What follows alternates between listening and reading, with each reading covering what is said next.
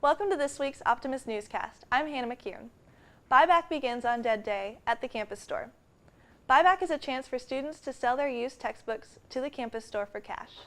The campus store will either reuse the textbooks next semester or sell them to a wholesaler if there is a national demand for a book. Scott Harsh, campus store manager, says that the best times to go are at the beginning of the week, with Thursday and Friday being the busiest days. We love to get used books here so that students on campus next semester can get those books at a discount rather than having to possibly get a new book. In order to sell the textbooks, all students have to do is bring their textbook and a photo ID. No receipt is needed. On Saturday, the Maker Lab hosted their second annual Christmas Gift Make-a-thon. Toys and all materials needed were provided to add switches to toys and adapt them.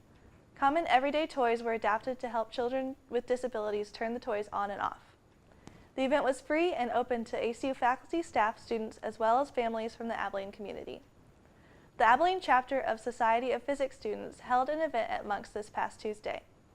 Cosmic Cafe is an opportunity for students in the Abilene community to hear different professors talk about different projects they're working on.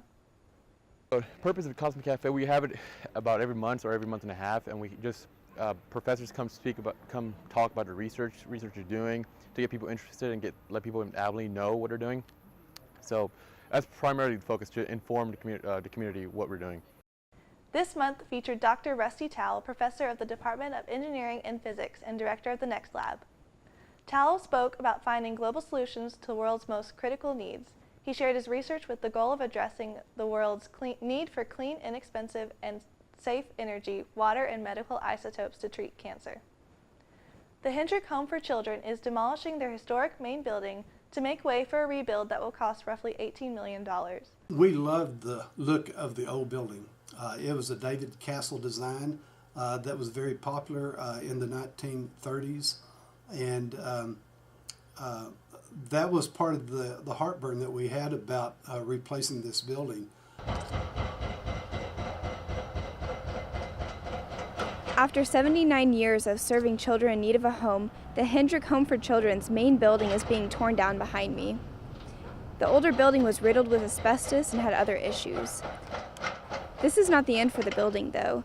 Hendrick has plans in the future for a rebuild of this original building. What will drastically change will be the interior of the building, because it'll be designed in a way that will meet the practices that we have with the new programs that we have.